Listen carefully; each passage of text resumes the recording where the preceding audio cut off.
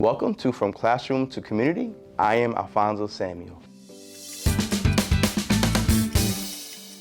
This month, Ideal Institute of Technology hosted its first ever career fair, and it was a huge success. With more than 300 attendees and over 20 employers, the event connected job seekers with career opportunities throughout the region. Special thanks to Career Advisor Vivian Bettis and the entire Ideal team for making this happen. Meet Eliana, a student at the AI Center of Technology who was developing an AI assistant while building skills in coding, 3D printing, and soldering. Inspired by her mother, Eliana hopes to become a video game designer and launch her own gaming company one day. Atlantic City native Yassine Thompson turned classroom training into career success. After completing Ideal's carpentry program and earning his OSHA 30 certification, he now works as a laborer one at ACMUA, helping maintain vital water utility services. This month, Mr. Siam Jabbar, lead director of the Center of AI and Technology, shares how artificial intelligence is helping small businesses improve marketing, increase efficiency, and stay competitive. Meet Lanaya Rosie, a dedicated Ideal student balancing education with her work as a swim instructor and lifeguard at the Brigantine Aquatic Center. Her story is one of perseverance, growth, and determination. Thank you for joining us on From Classroom to Community, where education, innovation, opportunity come together to change lives.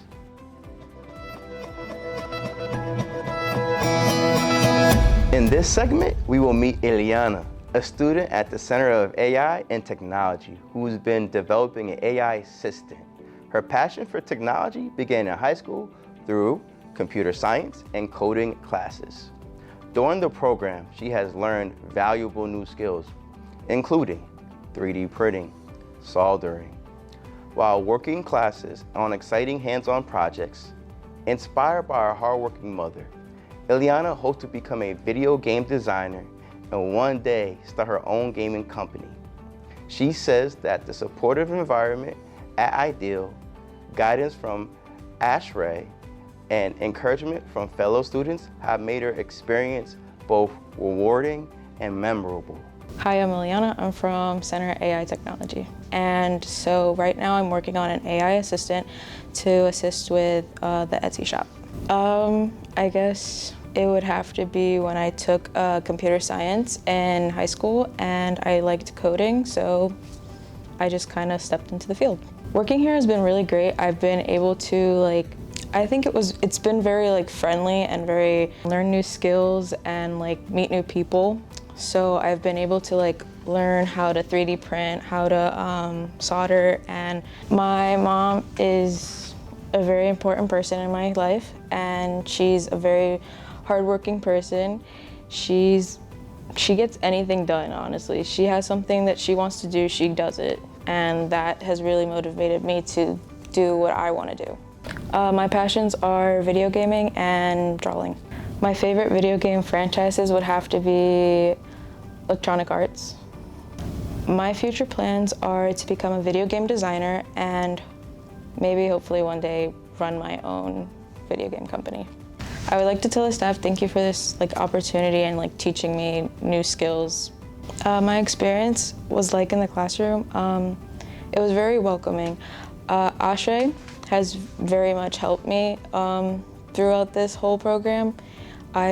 When there's a new project, he always listens to my ideas and he always embraces me and really cares about what I have to say and what I think. And I honestly really appreciate that. Sometimes things don't work out the way I want it to, and either something crashes or something gets lost. But either Ashray or previous students from the summer program have helped me, and honestly it's really nice to have a community. Work in action.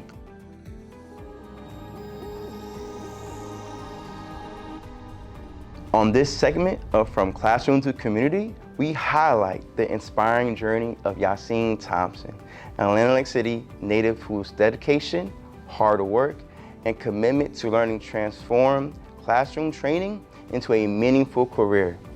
After completing Ideal Institute of Technology carpentry program in 2023 and earning his OSHA 30 certification, Yassine gained valuable hands-on construction experience that quickly translated into real-world opportunities. From successfully completing carpentry projects for local residents to helping build the very school where he trained, Yassine developed confidence in his skills and a passion for serving his community. Today, he's putting those skills to work as a laborer one at ACMUA, helping maintain critical water utility operations while continuing to grow professionally. His story demonstrates how education, persistence, and community support can open doors to rewarding careers and have a lasting impact. My name is Yassine Thompson. I'm local to the area. I'm from Atlantic City. I attended Ideal Institute of Technology for Carpentry 1, and I have my OSHA 30 through this program too. After carpentry, I had hands-on training, and we also was paid for the hands-on training. And after working at Ideal, I had other customers that I met off the Nextdoor app. And I actually had a lady reach out to me to ask me if I can fix her storm door. And I said, sure, I'll come and take a look at it, and see what I can do. So I went out to the property and I inspected for what tools I may need or whatnot. And Ren loaned me some tools, and I was able to fix her front door in about 30 minutes. And I was handsomely compensated for fixing the door. She paid me $220. I couldn't believe I made that much money in 30 minutes just by fixing something.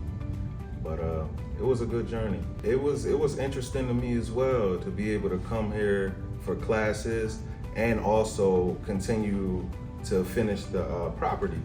That was very interesting, especially seeing the transformation of the first floor, then the second floor, then the third floor. And then, graduation came around.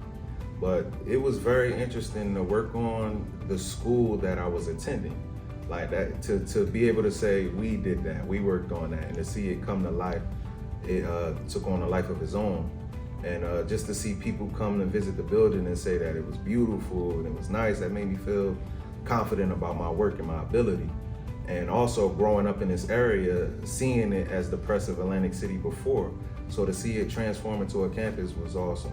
From being a child born in Atlantic City and being raised in the area, to be able to work for Atlantic City Municipal Utilities Authority is exciting because it's meaningful work. When I go to work, I have to make sure, well, not me specifically, but my job is to fix or repair or maintain and clean the work area so that the operators can continue to supply clean water to Atlantic City. So to be responsible for clean drinking water, that's a big responsibility that I'm excited to be a part of.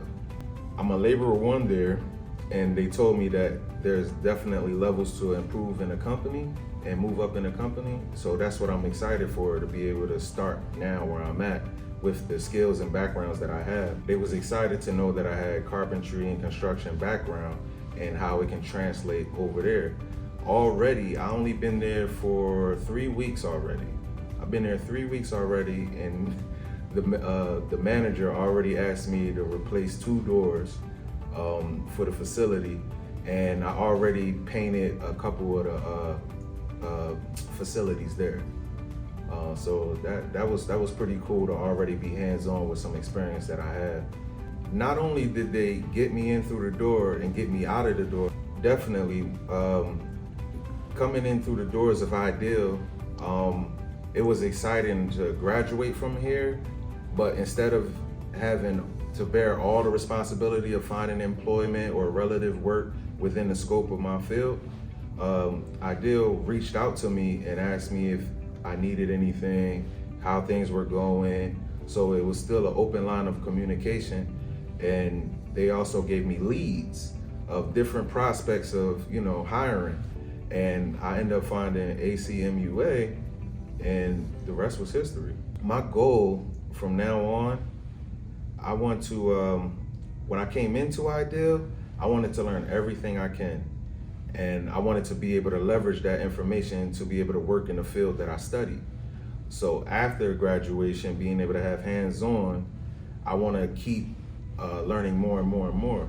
Because right now I know carpentry, and right now I'm working over at the utilities with water. And I learned that that's a very huge industry.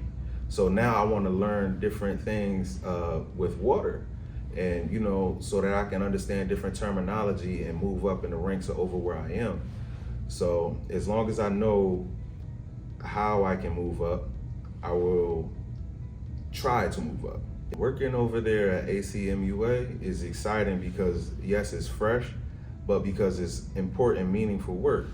And to be able to leverage the information that I learned here at Ideal and the skills and safety requirements for my OSHA that I got through Ideal, the new company that I work for, they really do appreciate that, because not only can I complete the task, but I can do it safely.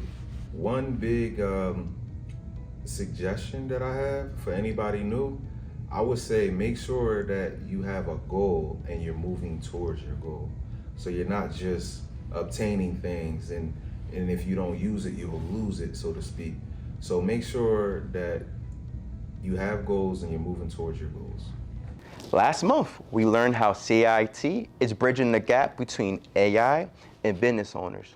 Today, we will explore how artificial intelligence is transforming the way small businesses operate and compete in today's economy. Joining us, Lead Director of the Center for AI and Technology, Mr. Saeem Jabbar, who shares practical insights on how business owners can move beyond simply knowing about AI and begin using it as a powerful tool for growth. From automating customers, outreach, and marketing to improving efficiency and increasing customer retention, Saeem explains how AI can help businesses of all sizes work smarter and stay competitive, using real-world examples. He discusses how entrepreneurs can implement AI into their daily operations and why embracing these technologies is becoming essential for long-term success. Let's welcome Mr. Saeem Jabbar. Hi everyone, my name is Saeem Jabbar. I'm back. I'm the lead director for the Center for AI Technology. I just want to pick up where we left off from last time. Last time we talked about what the Center for AI Technology does, what we're aiming to do. We talked about small businesses, what they are, what they have to deal with every day, and how they can overcome challenges with AI, and that's our vision with the Center for AI Technology. I want to pick up where we left off in terms of what you can expect with AI implementation. Because people know AI exists, everyone and their mother has learned about AI, or not learned, but knows about AI, ChatGPT. You can put in any script or whatever in ChatGPT and ask for something. I'm not talking about ChatGPT, right? So what can you expect for a small business owner when you implement AI, right? There's so many different things. So I just want to try to use an example. Let's use a nail salon as an example, right? A nail salon owner probably has either they're a sole proprietor, or maybe they have their own shop and they have their few employees, right? And they're working all day. The margins are thin, right? You're relying on people coming in every day. You're hoping that these people come back. You're hoping that they tell their friends about this nail salon so you can keep getting business, right? So how can AI help a business like that? What are some of the results you would expect from AI implementation? An example is automated calling, automated SMS, automated emails. That's just the baseline, right? So think about a nail salon, right? You can automatically send out to every single one of your owners. Every single time they pay you, you should be getting their data, their phone number, their email, their name. And you should be automatically texting them every week like a new thing about your nail salon, and come in and get 10% off. Come in and bring your friend and get 25% off. That's something baseline that you should be having in any type of thing, even related to a nail salon, that AI can just do with a snap of your finger like that, right? That's not something you have to you should be manually doing at all. Same thing, same concept with emails, right? It's become more prevalent in 2026 that less people use their emails in comparison to the past 5 or 10 years. However, like, people have switched more to text messages. However, you should still be automating, sending emails every 2-3 days. Send. That's at the very baseline what you should be doing as a small business owner, right? If you're not reaching out, if you're not, spending time learning how to outreach, how to automate it, then how can you even expect your business to ramp up? It's not possible if you're not advertising in a way that's catered to 2026. And quite frankly, if you're not using AI to be efficient and to, send out and to market and to advertise in a way that's efficient and autonomous, then quite frankly, you're behind. And all your competitors are ahead of you. They're doing it better than you. And every month, every week, every day, every second that you don't implement AI in these ways, you're just behind. And that's the simple reality of it. And that's why the Center for AI Technology pushes that you should be using AI in any single way possible for your specific day-to-day life, work life. So, and that's different for every single business, right? I only mentioned a nail salon. There's countless different use cases that you can think of for different businesses. So yeah, that's just what I wanted to preface today. Use AI in your specific work life, not just a basic ChatGPT response in, just a few things that, you should use AI for. Let me use ChatGPT to see whatever script, whatever I should do. You should really, really try to take time to learn and research AI to see not how to build it, how to implement it in your business. So yeah, that's just all I wanted to talk about in terms of the results, what you can expect, and what you're looking for with AI, and how the Center for AI Technology helps there. So yeah, thank you guys. And guys, to contact me, if any of you guys need any help with AI, want to learn about our courses, want to learn about how your small business or your personal endeavor, how AI can be implemented in that, please feel free to reach out. Our Center for AI Technology phone number is 609-666-2241. So please call that number. That will be an AI agent as well. And then I will be redirected to whatever your response is, and I will contact you personally. Or if you want to email me, my personal email is sjabbar, sjabbar, @iitnj.edu. Anything related to CIT, anything related to AI, how it can be implemented, any interests or even concerns, please feel free to reach out. I'd be more than welcome to help. Other than that, it's been an absolute honor to be here, honor to talk to you guys. Thank you for watching. And Are you ready to meet Eliana Rosie, a dedicated student whose determination, strong family support, and positive attitude have helped her succeed both in and out classroom? From overcoming academic challenges and pursuing her education through Ideal's high school diploma program to working as a swim instructor and lifeguard at the Brigantine Aquatic Center, Eliana shares how hard work, perseverance, and a passion for learning continue to shape her journey toward future success. Let's welcome her. How did you hear about Ideal? I was gonna join my freshman year of high school, but I liked ROTC, which was military training. So I stayed for 3 years, but I was been supposed to join. And I heard from y'all, my brother graduated from here. Were there any struggles, and how did you overcome them? It wasn't any struggles, just get the work done, and that's easy. What was your favorite subject? My favorite subject in the GED program at Ideal is math. Why? I've always loved math. I don't really have an explanation for that. Math has always been my favorite subject. Did you have any breakthrough moments? Yes, with science. Science is my hardest subject, so I can't think of the word.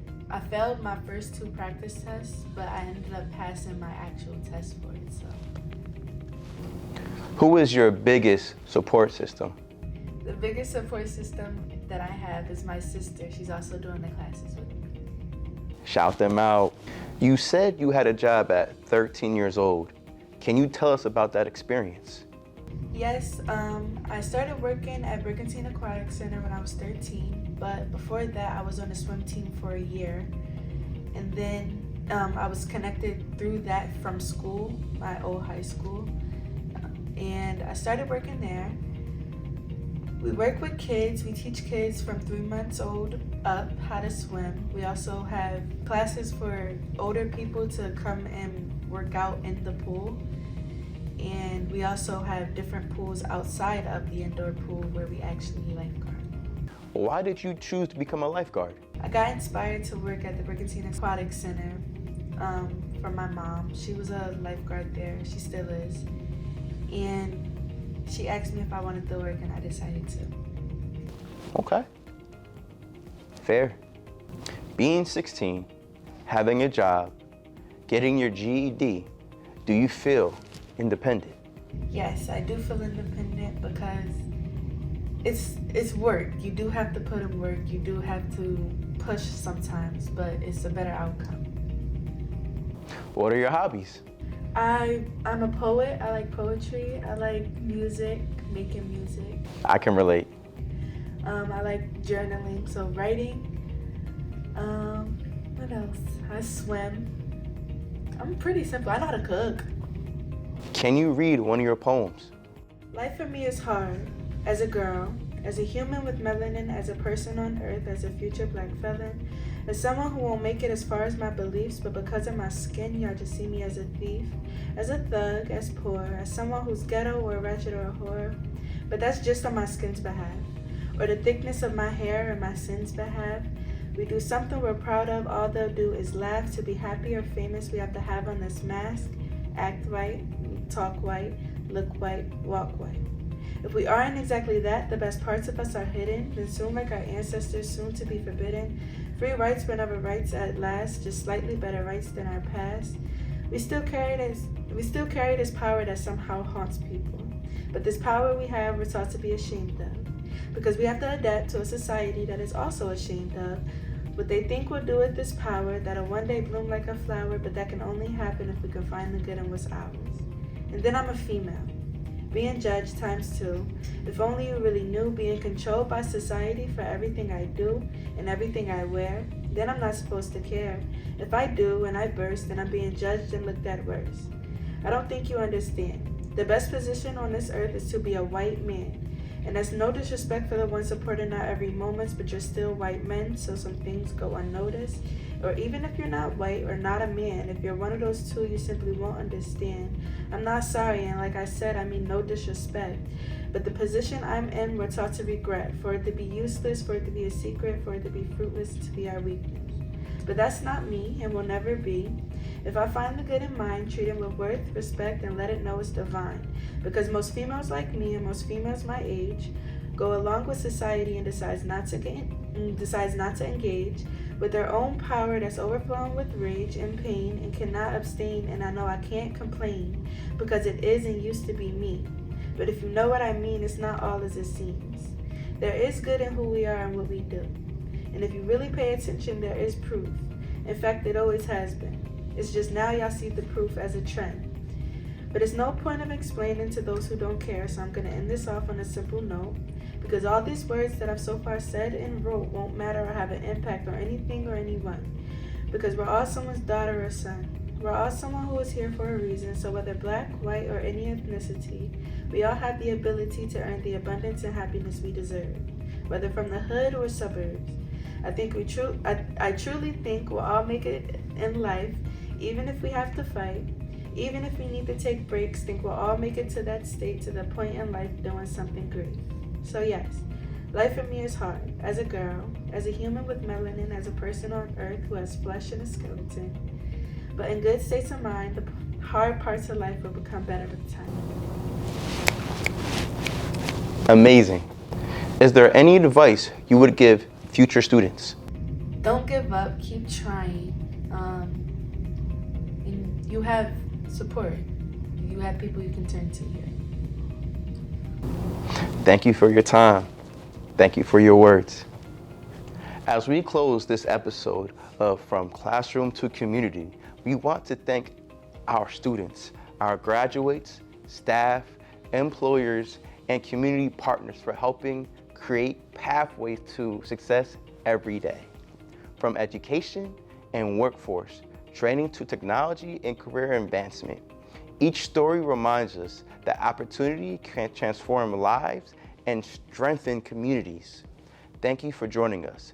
Be sure to tune in next time as we continue to highlight the people, programs, and partnerships making a difference throughout our region. Until then, keep learning, keep growing, and keep building a brighter future. We'll see you next time on From Classroom to Community.